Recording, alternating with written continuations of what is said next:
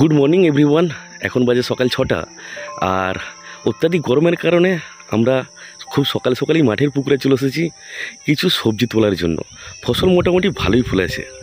মা আর স্নেহা এখানে বরবটি কড়াই তুলছে, আর অধিক পরিমাণে ঢেঁড়স ফলেছে, তারপরে কুমড়ো উচ্ছে। সকালে সবজি তুলতে কিন্তু খুব ভালো লাগে শান্ত প্রকৃতির মাঝে। এগুলো সারস।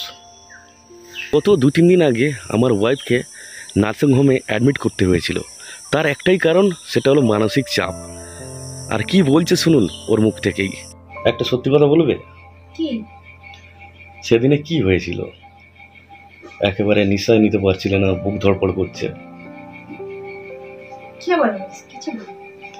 না, বলো না, বলো। আরে বলো না। কিছু মনে পড়ে না? না না, বলো। সেদিন হয়েছিল বলতে কি, আমি তো প্রত্যেক দিনই ভিডিও সব কমেন্ট করি। আমার পড়তে খুবই ভালো লাগে, কারণ দাদা ভাই দিদি ভাইরা খুব সুন্দর সুন্দর কমেন্ট করে। আর ওই দিন সকালে অনেক কমেন্টগুলো পড়েছি।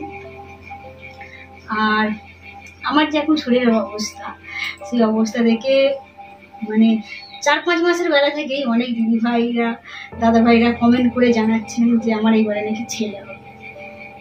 আচ্ছা।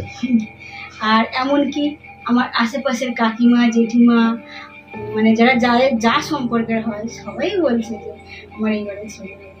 তো সেই কথাটা নিয়ে আমি প্রচুর টেনশন করি, প্রচুর ভাবছি যে সত্যি আমার এই বাড়িতে ছেলে হবে। আর এই যে কমেন্টগুলো, বাংলায় কমেন্ট আছে, স্নেহাও কিন্তু এই কমেন্টগুলো পড়তে পারে। আর ইংলিশে কিছু কিছু কমেন্ট আছে উচ্চারণ করে পড়ে, যেগুলো মানে করতে পারে না, সেগুলো আমার থেকে জানতে চায়। এমনকি এই কমেন্টগুলো পড়ে ও ঠাম্মাকে বলে, জানো তো ঠাম্মা, এইরকম এরকম কমেন্ট করে ভিডিওতে যে এইবারে নাকি আমার ভাই হবে। আর সত্যি ওরও খুব ভাইয়ের আশা একটা আছে। এটাই মনে হচ্ছিল যে মায়ের এত শখ, বাবার শখ আছে, তারপরে স্নেহা এত শখ করে, ওয়েল খুব শখ করে, হ্যাঁ, যে একটা আমাদের ভাই হবে, সবাই নিয়ে খুব আনন্দ করবে। আমার এটাই মনে হচ্ছিল যে আমি সবার আশা পূর্ণ করতে পারবো তো, সবার মুখে হাসি ফোটাতে পারবো তো, এটাই আমার খুব মনে হচ্ছিল। তুমি কি আশা করে আছো মন থেকে বলো তো? আমি আশা করেছি যে আমি একজন মা, ছেলেই হোক মেয়েই হোক, আমি কিন্তু সেই সন্তানকে হাসি মুখে মেনে দিই। খুব ভালো কথা। দেখো, মা আশা করতেই পারে, কারণ স্নেহা আছে, অর্থাৎ আমাদের একটা মেয়ে আছে। সেখানে যদি একটা ছেলের আশা করে, তো আশা করতেই পারে, এটা স্বাভাবিক। কিন্তু যদি না হয়, সেটা তোমার কি করার আছে? ভগবান আমাদের কপালে যেটা লিখে রেখেছে সেটাই হবে। আর মা যদি আশা করে থাকে, ও কোনো অসুবিধা নেই। যদি না হয়, মা এটাও বলছে যে এটা কারোর হাতে নেই, তবে ছেলেই হোক কিংবা মেয়েই হোক, আমার কিন্তু সবাই হাসি মুখে নেয়। এমনকি আরো কথা শুনেছি যে আমার মায়ের নাকি যেরকম 2টো মেয়ে, আমারও নাকি সেই 2টো মেয়েই হবে। হ্যাঁ, এই কথাটা শুনে কিন্তু আমি প্রচুর টেনশন করে ফেলেছিলাম, খুব মনটা খারাপ হয়ে গেছিল। হ্যাঁ, এমনকি আরো আশেপাশে যারা আছে যাদের 2টো মেয়ের পর ফের মেয়ে হয়েছে, মেয়ে সন্তান, আমাদের পাশের বাড়িতেই তো হয়েছে। হ্যাঁ, তো সেই সব দিদি ভাইরা কিন্তু বলে যে তুমি কষ্ট পেওনি ওদের কথা শুনে, কারণ আমাদেরও তো মেয়ের কোলে মেয়ে, আমরা কিন্তু সুখে আছি, খুব খুশিতে আছি। আর একজন কমেন্ট করেছেন, সেটা মেয়ে কি ছেলে আমি মানে বলতে পারবো না, প্রায় কমেন্ট করে যে এত বয়সে বাচ্চা নিলে এরকম কষ্ট হয়। তো কত বয়স হয়েছে? আমি তো আর একদিনও জানিয়েছি ভিডিওতে যে আমার বয়স সবে 30 বছর। হ্যাঁ, 30 বছরটা সবেই বলা যেতে পারে, কারণ একটা মানে ছেলেই হোক বা মেয়েই হোক, তার কেরিয়ার তৈরি করতে কিন্তু 25 থেকে 26 বছর লেগে যায়। পড়াশোনা আছে, নানা রকম কোর্স আছে, তারপরে নিজের লাইফটাকে তৈরি করবে যে আমি কোন দিকে যাব, কোন দিকে গেলে আমার কেরিয়ারটা তৈরি হবে। সেদিকে যেতে যেতে কিন্তু 30-32 বছর বয়স অলরেডি হয়ে যায়। তারপরে কিন্তু সে সংসার করবে বলে মন্তব্য করে, তাই তো? এরকমই হয়। হ্যাঁ, আর সেখানে আমার প্রথম সন্তান হয়েছে কিন্তু 21 বছর বয়সে। আমরা খুব তাড়াতাড়ি বিয়ে করে নিয়েছি, মানে 20 বছর আমার বয়স, তখন আপনার দাদা ভাইয়ের ছিল 22 বছর, আমাদের দুজনের ওই 2.5-3 বছরের বয়সের ডিফারেন্স, মানে 22-23, 22+23 যে লিখেছে যে তোমরা ভাত খাইতে পাও না, এত বাচ্চা নেওয়ার কি দরকার আছে। তার মানে স্নেহা আছে, কোয়েল আছে, কারণ স্নেহা কোয়েল তো আমার দুটোই আমার মেয়ে, তারপর আবার বাচ্চা নিচ্ছে। কোয়েল আমার যদিও ভাগ্নি, কিন্তু আমার মেয়ের মতোই আমরা ওকে মানুষ করেছি, ছোট্টবেলা থেকে। তো আমরা ভাত খাইতে পাই কি না পাই, সেটা যে আমার 4-5 হাজার যে দিদিভাই দাদাভাইরা আছে, রোজ তো ভিডিও দেখেন, সেই দিদিভাইরা দাদাভাইরা জানে যে আমরা রোজ খাইতে পাই কি না খাইতে পাই। কারা বাজে কমেন্ট করে জানো? যারা লাইফে কিছুই করতে পারবে না, ডিপ্রেশনে ভুগছে, হতাশা নিরাশায় গ্রাস করে ফেলেছে তাদেরকে। তাই সেই সব লোকগুলো মানুষের ভালো চায় না, ঠিক আছে? বাজে কমেন্ট জেনে শুনে করে যাতে তুমি কষ্ট পাও, এটাই হচ্ছে তাদের মেন লক্ষ্য। যে ভিডিও দেখলাম যাও একটা লিখে ছেড়ে, হ্যাঁ, কিন্তু বুঝতে চায় না যে তাদের একবার মানে পুরো ভিডিওটা দেখি, প্রত্যেক দিনের ভিডিও দেখি, তাদের লাইফস্টাইল কি দেখি, হ্যাঁ, সেটা দেখতে চায় না। তবে আমার কথা শোনো, এই সময়টা তুমি কিন্তু আর কমেন্ট ফলো করবে না, ঠিক আছে?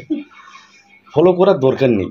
কে কি বললো না বললো সেগুলো নিয়ে ভাবো যদি বেশি, মানে তুমিও ডিপ্রেশনে পড়ে যাবে। তাতে কি হবে, এই সময়টা আরও ক্ষতি হবে, না দেখাই ভালো। আর বাচ্চা আমাদের কি হবে না হবে সেটা নিয়েও কোনো চিন্তা করার তোমাকে দরকার নেই।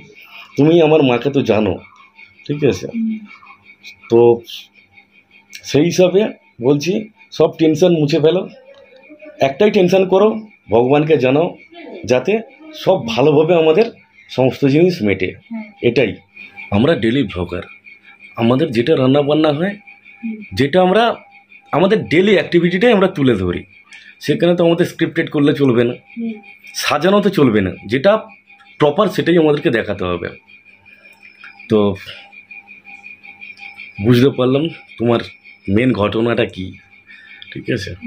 তবে এইসব কমেন্টগুলো দেখে আরও যেসব দাদাভাই দিদিভাইরা কমেন্টগুলো দেখেন, সেসব দাদাভাই দিদিভাইরা কি বলেন জানে, যে এইসব বাজে কমেন্টের দিকে গুরুত্ব দেবে।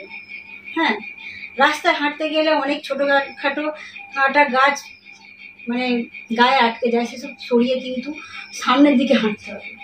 সেই সব কমেন্টগুলো দেখে খুব ভালো লাগে, আর সেই সব মানে কথাগুলো আমরা মেনে চলার চেষ্টা করি, খুবই ভালো লাগে।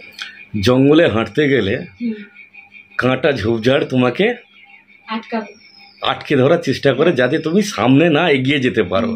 তো কিছু লোক এরকম তুমি 100 জনের মধ্যে 10 জনকে পাবেই, তারা জেনে শুনে করে এগুলো। তো তাদেরকে যদি তুমি ফলো করো, তো তাতে কী হবে, তোমার ক্ষতি হবে।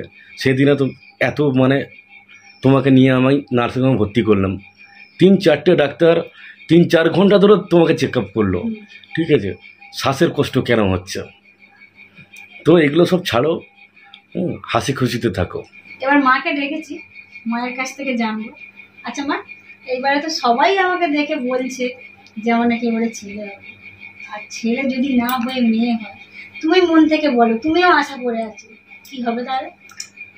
আশা তো থাকে যে একটা আমার ছেলে হোক, কেন না? আমার বিষয় আশায় আছে, ঘর বাড়ি আছে, আমার যেমন আমার ছেলে দেখছে তেমন ওরও তো আছে, শখ আছে যে আমার বিষয় আশায় ঘর বাড়ি দেখার জন্য। তা যদি এটা না হয়, ছেলে যদি না হয়ে থাকে, মেয়ে যদি হয়, ওইটাই বাস্তব, মেনে নিতে হবে। তা তোমাকে এ নিয়ে কোনো টেনশন করতে হবে না। মায়ের কথা তুমি সব শুনলে, তো কোনো টেনশন করার দরকার নেই। যে যাই বলুক, ঠিক আছে, ভালো থাকো। আর টেনশন করলেই আমার বিপদ বেশি, আমার তার সাথে মায়েরও বিপদ বেশি। বিপদ মানে বিপদের শেষ থাকে না। তবে সেক্ষেত্রে টেনশন না করারই ভালো, এই কটা দিন মানে মাসখানেক, এটাই। আর ওই দিন আমার শরীর খারাপের ভিডিওটা দেখে অরুণিশা দিদিভাই বলেছেন যে তোমার শরীর খারাপ এতটা দেখে আমার খুব টেনশন হচ্ছে, খুব কষ্ট হচ্ছে, আমি আর তোমাদের ভিডিও এখন দেখবো না, ভিডিও দেখা বন্ধ করে দেবো। যখন দেখবো যে সুখবর হয়েছে, তখন থেকে আবার ভিডিও দেখা স্টার্ট করবো। তো প্লিজ দিদিভাই, আপনারা ভিডিও দেখা কিন্তু বন্ধ করে দেবেন না। ভিডিও দেখা যদি বন্ধ করে দেন, আমরা তাহলে কাদের জন্য ভিডিও বানাবো? সেটাই, হ্যাঁ, ঠিকই কথা। নতুন অতিথি আসার মুখছে, রোজই ভিডিও দেখুন।